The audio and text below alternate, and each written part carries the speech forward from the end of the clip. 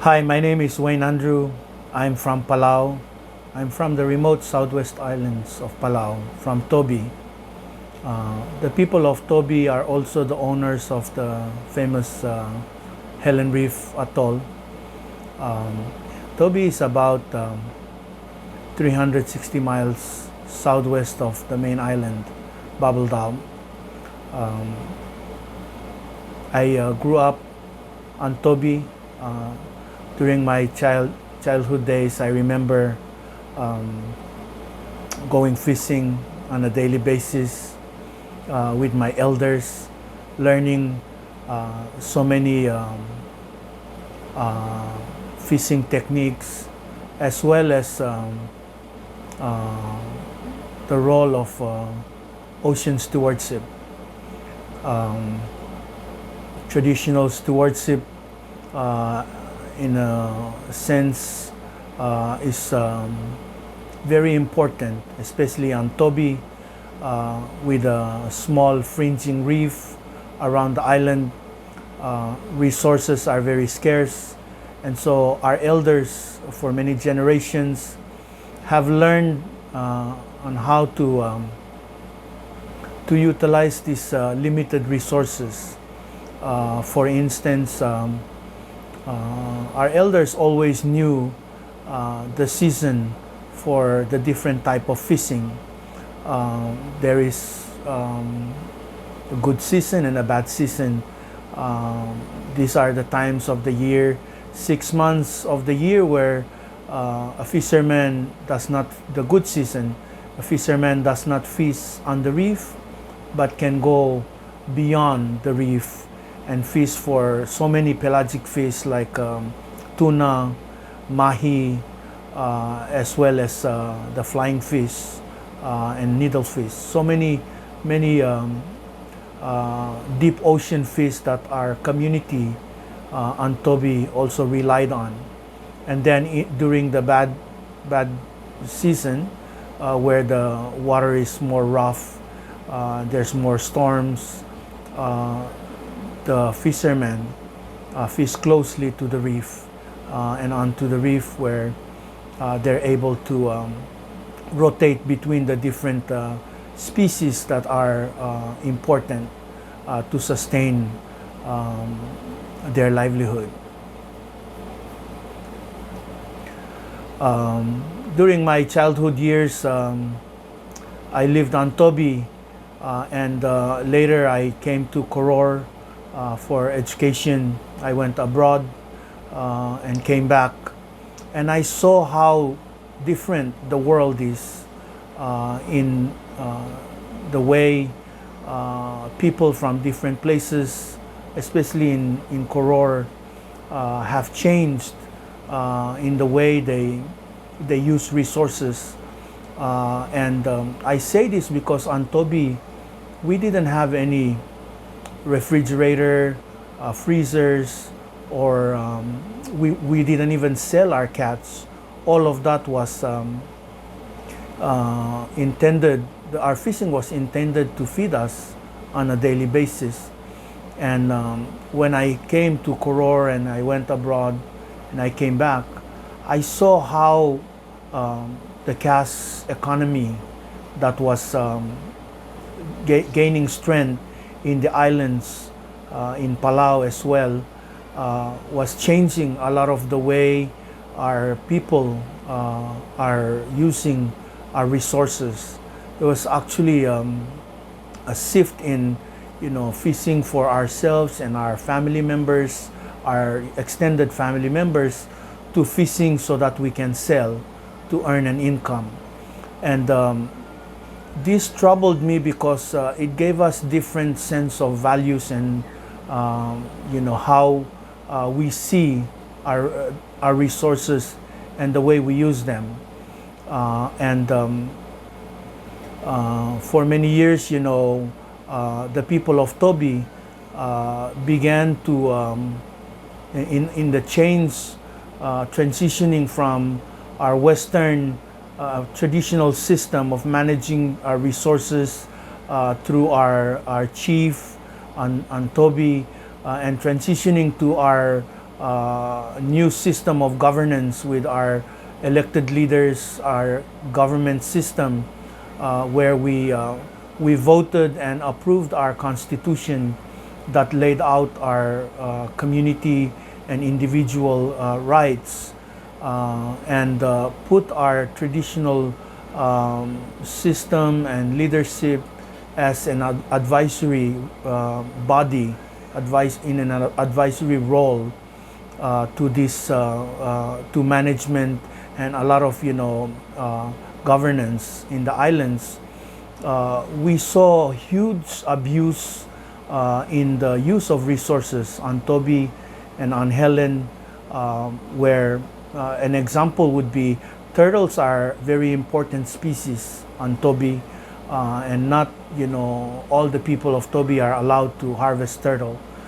There's a certain time when turtle is harvested, it is not for an individual or a family. It is actually a resource that it's shared between families, with our traditional leader sort of overseeing how it's being used and managed. They were a resource that are important to our diet as a community. But when we transitioned from our traditional system of governance to the Western system, our elders, I think, slowly got mixed up and saw and learned the new system and tried to adjust, where even our elders started abusing the use of some of these resources. I remember in the 90s, I will see a vessel, ship that goes between Koror, the capital, to Tobi and Helen Reef to bring supplies and come back to Koror, will be loaded with many turtles that were harvested for individuals to sell, to send to Koror. And it was just a very sad, image. And actually, it led our community to realize that we were having a lot of problems in how we were managing and using our resources, because a resource like turtle that was traditionally managed, all of a sudden under our constitution has to be regulated by season, size, and also nesting. Harvesting of female was prohibited, and this was of course something that we had to figure out how to live with the new system as a community, and we had a lot of difficulty. And to add to that, we had two very big challenges that we saw in Tobi and on Helen Reef, where in the 70s and 80s, foreign fishermen from Indonesia, from Philippines, even from China, and different places would come around long lining for deep ocean fish like tuna. And when they come around these small islands in the Pacific like Tobi and Helen, it was because this island acted like fish aggregating devices in the ocean, and schools of tuna and many important and very prized fish were always roaming around, and so they would come around in their ships, fishing fleets, and the locals, the people of Tobi would paddle out in their canoes and trade, ask for cigarettes or rice, even whiskey or sake, and some of these fishermen became friends to the locals and became frequent visitors that will come to Tobi and to Helen Reef. But more and more in the early 1990s to late 1990s, we started seeing a lot of the fishermen coming onto the reef. This is what really kind of shocked our community members, is that at one point there was a lot of fishing vessels, great in number, so many of them that they outnumbered the people on the island, and they were not interested in the deep water fish like tuna. They were interested in the reef fish, the reef resources such as giant clams, groupers, Napoleon wrasse, sea cucumber, and trochus turtles. And what even scared us as a community was that not only they were so many in numbers, they were using fishing practices that were destructive. Even our elders will tell them that, you know, hey, you're not welcome to fish on our reefs, and you know, they would just simply ignore that and continue fishing, knowing that, you know, as a community we were very limited in what we can do. We had no patrol vessel. As a community, there was a national patrol vessel, but at the time it had a lot of logistical challenges with limited fuel, communication, as well as response was not very strong. And so in the beginning, we felt as a community that while we own these places, we own Tobi and Helen Reef, and we are the stewards, that God gave us these places as the people who will, you know, see, use, manage, and teach our children to respect, to use, and to manage into the future. We realize that we do not have control. While we think it belongs to us, it is being used and abused by foreigners. And even after many attempts by our community leaders to seek support from our government, at that time our government had also very limited resources, and so there were many attempts.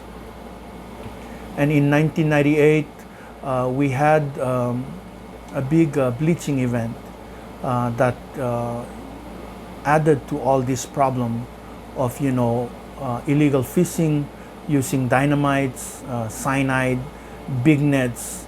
Now in 1998 the ocean temperature was so hot that many of the reefs bleached and died. But 10 years later the reefs at Helen recovered, and it recovered because the people of Tobi in 1999 and 2000 took ownership of all these problems. Our leaders, our community came together and met several times to discuss these problems with friends from outside who helped facilitate conversations, discussions, and really gave us hope that we can do something about these problems. That was very important. I think it allowed us as a community to have an agreed plan of action, although it was a very simple one-pager plan, but it was a guiding document, a document that formed the basis of the actions that our community took to communicate, to reach out for assistance to our government, local, regional, and international partners, which was very important in getting rid of all the problems of illegal fishing, unsustainable use of resources by our community members, as well as addressing climate change. Now,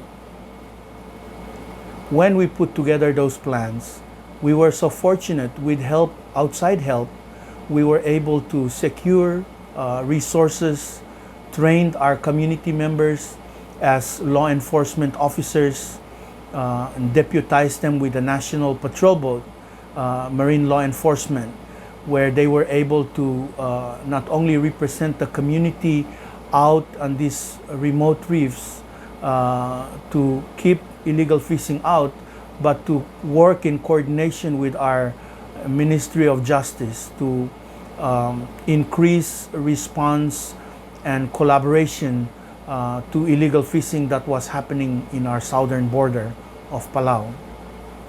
And since 2002, our community was able to train many of our young men to rotate back and forth between Koror and Helen, where we built a ranger station that puts a permanent presence of our community members on these places, and not only presence, but community members who are trained to respond to this kind of situations. Very important, our community was able to also over a few years develop a very comprehensive management plan that incorporates our traditional knowledge and traditional ways of using resources, as well as the science that we know at that time to be important information in guiding the way we would manage the use of our resources into the future. In 1990, 98, 99, when we put together that plan, it had, it was a plan that, while it was important, our community members were a little bit, not so sure if they were able to, implement the plan. And I want to emphasize the importance of, outside assistance. In the beginning, what we also can say that it really helped jumpstart our community effort was inviting friends from Fiji and from the Philippines. We had a friend from Verata from Fiji who came and told his story of his community and how they were facing problems and they were able to overcome some of these challenges. A friend from the Tubataha World Heritage Site in the Philippines who also came to our community and shared their story. That really inspired our community and our leaders at that time. I remember right after those meetings with those friends that visited us, you can feel the motivation of our leaders wanting to do something, and the energy, the unity of, hey, if they can do it, we can do it. Our community had so many successes training our community members as law enforcement, training them in resource monitoring, where they were able to work with scientists to count different, species of fish, as well as looking at the substrate cover, tagging turtles, looking at turtle nesting, bird population on Helen. These were a lot of successes.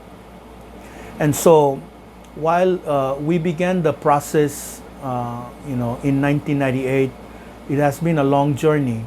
And I want to say that in the beginning, what made us very successful up until today in completely eliminating illegal fishing at Helen and on Tobi is that we as a community came together, united, and owned the problem. We agreed that we are the stewards. We will use everything that we know, everything that we can find, every help that we can elicit, bring to help address these problems.